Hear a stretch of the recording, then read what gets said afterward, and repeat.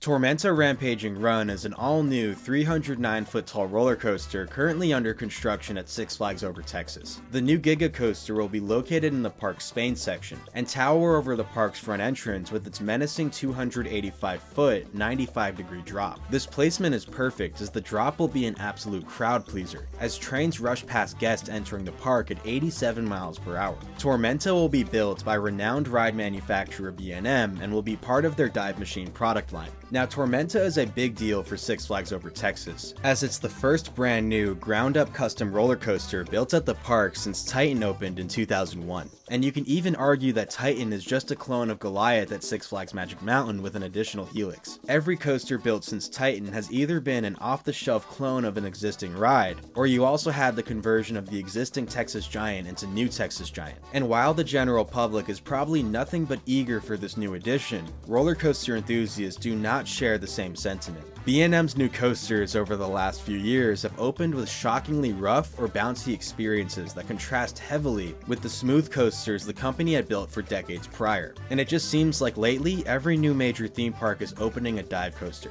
In this video, I want to discuss why it actually makes a lot of sense for Six Flags Over Texas to get a B&M dive machine, especially given the location of the ride in the park, and how Tormenta could be much smoother than the recent B&Ms that opened in the last few years. If you enjoy this video as it plays, I ask that you show your support by clicking the like button, as that goes a long way in the continuous fight against the YouTube algorithm. Without further ado, let's dive in. Six Flags Over Texas is the original Six Flags theme park. We owe it all to the original theming of Six Flags Over Texas that Six Flags has become a household name today, and it's the spark as to why the merged companies of Cedar Fair and Six Flags still go by the Six Flags name. For being the original Six Flags park, and more importantly, for a park located in the bustling Dallas, Fort Worth, Arlington metro area in which 8.6 million people call home, if you ask me, this park has been severely underinvested in over the last several decades. If we compare it to Ohio's Kings Island, which is located in the Cincinnati metro area in which only 2.3 million people call home,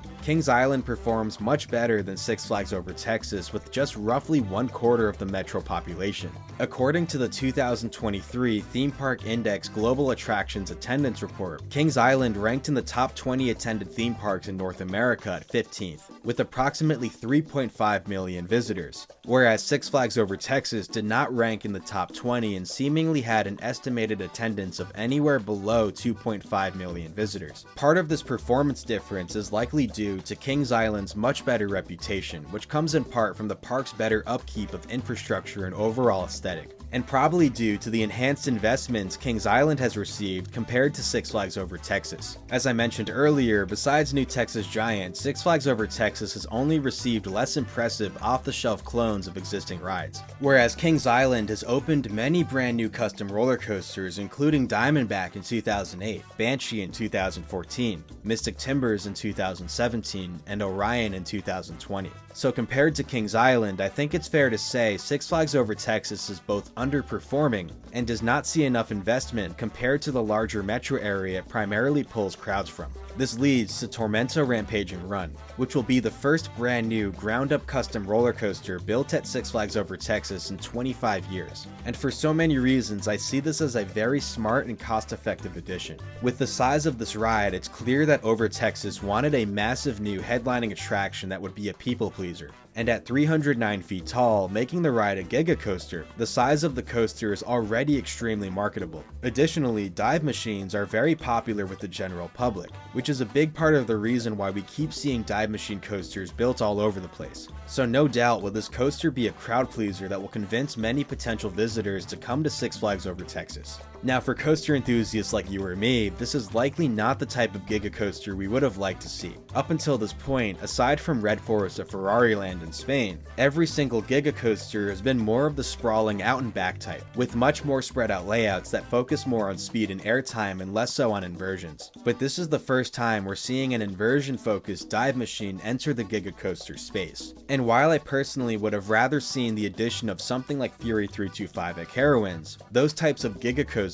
just take up far too much space. Just look how compact Tormenta is, all while featuring 2 hills over the height of 200 feet, along with 4,199 feet of track. The entire ride footprint nearly fits within just the space needed for the 309 foot tall lift hill, 285 foot tall drop, and 218 foot tall Immelman. Even smaller dive machines like Valravn at Cedar Point and Yukon Striker at Canada's Wonderland appear to take up more land. Tormenta manages to be so compact by taking advantage of the dive machine coaster style, which is already a much more compact ride form compared to something like a B&M hypercoaster like Diamondback, and then with placing its ride elements on top or right next to each other, this allows for a 300 foot tall coaster to take the space primarily occupied by La Vibora, a much smaller bobsled coaster that was only 60 feet tall with 1,409 feet of track. Now granted, Tormenta does take up some of the parking lot here also, but overall it means that the construction area of the coaster is much smaller compared to something like Fury 325. So the work will take place in a smaller, more contained area compared to sprawling all around the park, likely reducing costs. The shorter, more compact layout of Tormenta compared to Fury 325 also means less material is needed for ride supports. It also reduces the number of foundations that need to be constructed for the ride supports, and this all further drives down the cost to build this coaster. The only disadvantage is the wider track gauge of Tormenta compared to Fury 325, meaning every inch of track requires more material compared to Fury, but the shorter track length probably makes up for this. Then when you combine the cost effectiveness with the general high popularity of a dive machine coaster, it's a no-brainer. Thanks to the ride model and its characteristics, Six Flags Over Texas can build a popular front gate giga coaster that utilizes the limited space in that part of the park.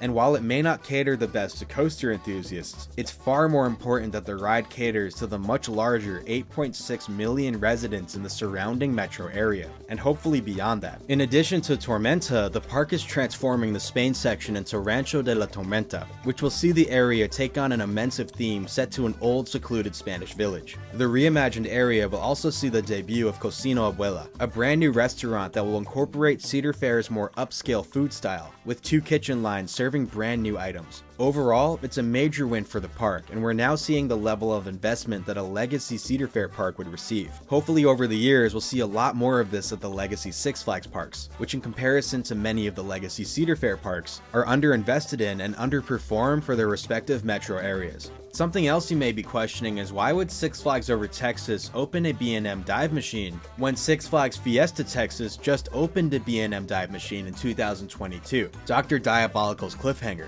Well, I think part of that may tie back to a rumor I've heard where prior to the merger of Cedar Fair and Six Flags, Cedar Fair were working with B&M to add a dive machine to Carowinds, but following the merger, the project was shifted to Six Flags Over Texas, since the park was very much underperforming for its market. Additionally, Over Texas and Fiesta Texas are about a 4.5 hour drive apart from each other, so they're really not too close to one another. And with Six Flags Fiesta Texas, that did not stop them from installing a Batman the Ride clone in 2008, when SeaWorld San Antonio, which is only a 20-minute drive from Fiesta Texas, has had a Batman the Ride clone since 1997. So for who it matters the most, the general public, I don't think the addition of Tormenta will make the dive machine coaster feel too repetitive in the state of Texas. Now, something interesting about the ride is that while the lift hill is 309 feet tall, the drop is only 285 feet, which is nearly a 25-foot difference. On the other hand, Valravn at Cedar Point is 223 feet tall and has a 214-foot drop, so only a 9-foot height difference. Now, some of Tormenta's height variance can be blamed on the slight downward pitch of the track following the crown of the lift into the drop, but that probably only sees maybe a 2 or 3 foot drop in height.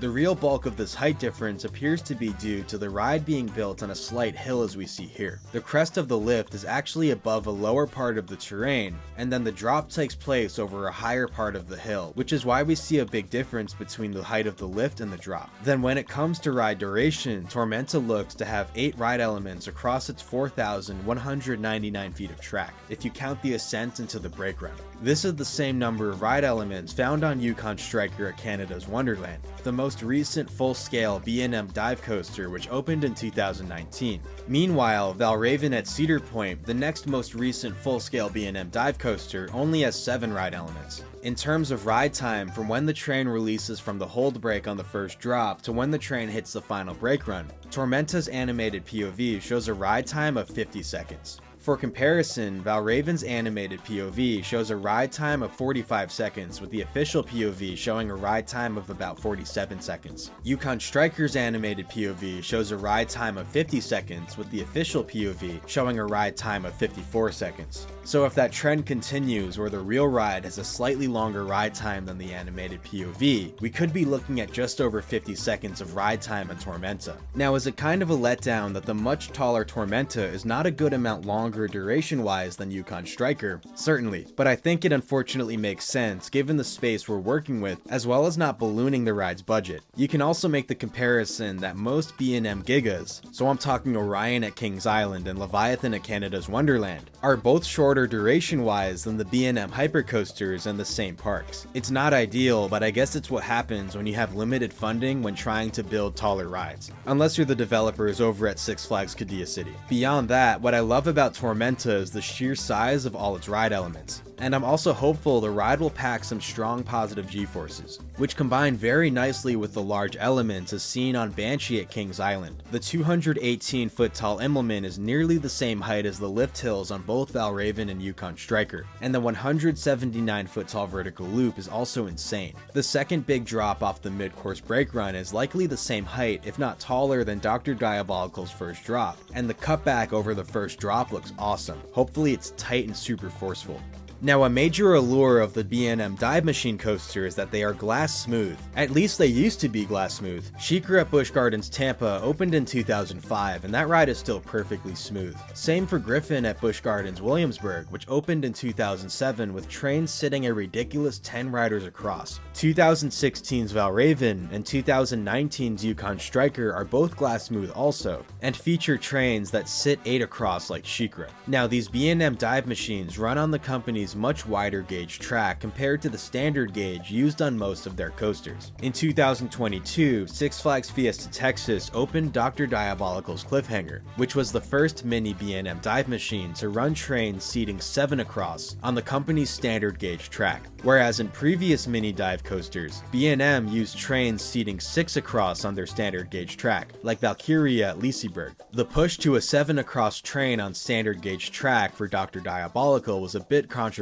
It does allow the ride to operate at a higher ride capacity compared to the 6 across trains, without spending the extra money to fabricate and construct wider gauge track, but the ride experience has suffered. From what I hear, Dr. Diabolical does not offer the glossy smooth experience B&M have become famous for. Iron Menace opened in 2024 at Dorney Park and also runs 7 across trains on standard gauge track. And just like Dr. Diabolical, it also does not have the smoothest ride experience. You can feel your seat essentially bouncing or shaking through the layout. And on the final turn, the train does a massive side-to-side shimmy that you can even notice from the ride's queue. Earlier this year, Six Flags Great America opened Wrath of Rakshasa, and it also uses 7 across trains on standard gauge track, and it's the largest B&M dive machine to do so. I haven't ridden Wrath yet either, but I've heard many negative reviews about its ride quality being too rough for a brand new roller coaster. And it's not just B&M's recent dive machines that have opened with rough experiences. Earlier this year, King's Dominion opened Rapterra, a launching B&M wing coaster, and you'll find the ride quality is much bouncier compared to prior wing coasters. I mean, wing coasters have always had a bit of a bounce and shimmy to them, but it's much more noticeable on Rapterra, even on the ride's straight launch track. I've also heard many complaints about Penguin Trek,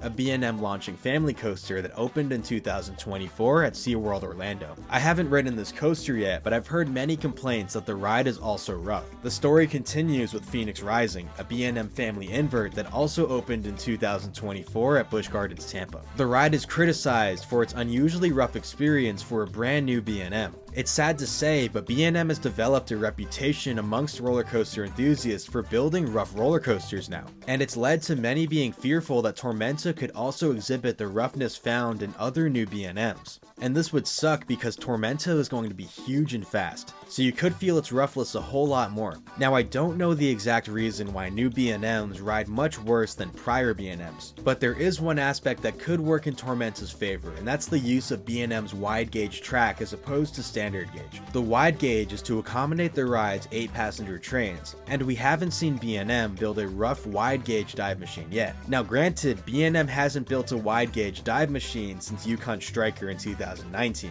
and it seems the company's new coaster started getting rough rough around 2022. But even so, wider gauge track should better accommodate 8 across trains than standard track accommodates 7 across trains. Strictly speaking about B&M dive machines, I believe part of the reason their 7 across dive machines have a bad ride quality is because of something called hunting. Ryan the Ride Mechanic has a great video on this, but hunting on roller coasters is where the cars of a train begin oscillating side to side as they try to stay straight and center to the track while navigating a layout. With the wide bodies of a 7 across train riding on standard gauge track, it leaves less weight between the rails of the track and a lot of weight hanging to the side of the rails on either side. As the trains navigate the track, the additional weight hanging to the side of a car can better throw that car off the center of the track. The car then attempts to find the center again to stay straight to the track and begins oscillating back and forth. And I believe if one row starts hunting, because each row is hitched to the row in front of it, it can cause a domino effect influencing other cars to hunt also.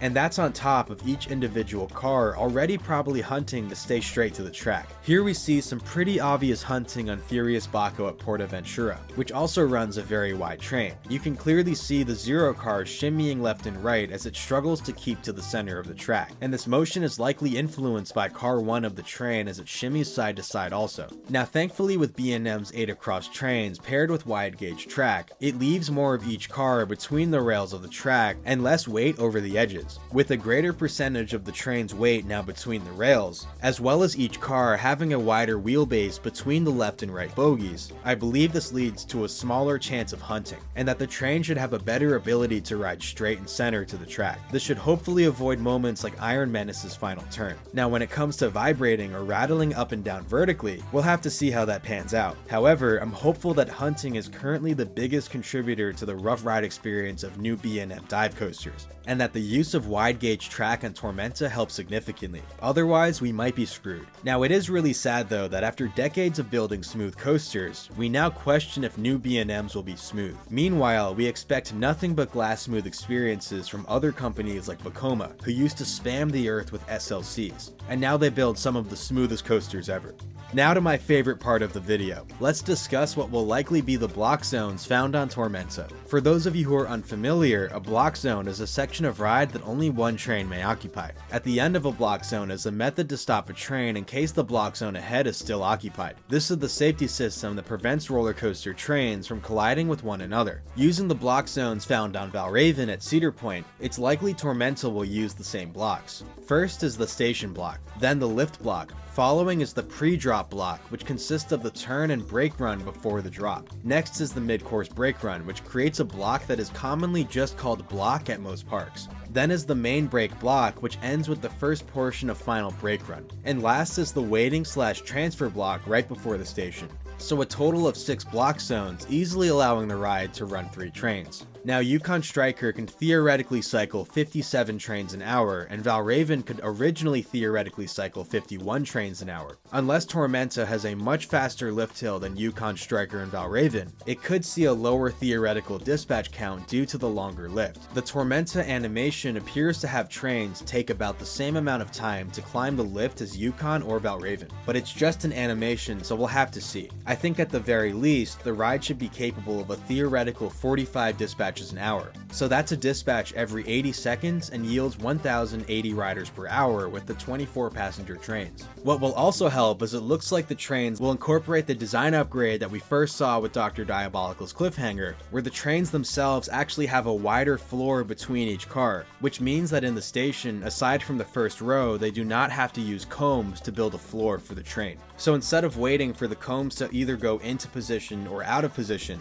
it should allow for less wasted time with each dispatch. What we'll really have to see is whether or not Six Flags Over Texas actually operates Tormenta with all 3 trains. New Texas Giant and Titan are both capable of running 3 trains, but Six Flags Over Texas pretty much always operates them with 2, while the 3rd train is removed from the track for its annual rebuild. I'm hopeful that a 4th train was also purchased for Tormenta to allow the ride to have all 3 trains available at once. This was done for Dr. Diabolical's Cliffhanger at Fiesta, Texas, and I think it's absolutely the right move. If Six Flags really wants to build up over Texas to the attendance it should have for the size of its metro area, then any way to allow the ride to more often run at its maximum capacity should be the move, but we'll have to see on this one also. Anyway, that will do it for my long analysis video covering Tormenta Rampaging Run, which is set to open at Six Flags Over Texas next year in 2026. I'm certainly very excited for it, even if it's another dive machine, but let me know your thoughts on the new ride and overall direction of the Six Flags company in the comments down below. Be sure to like the video if you enjoyed it, and subscribe for more nerdy content just like this. Thanks for watching everyone, and I'll see you all in the next one. Peace.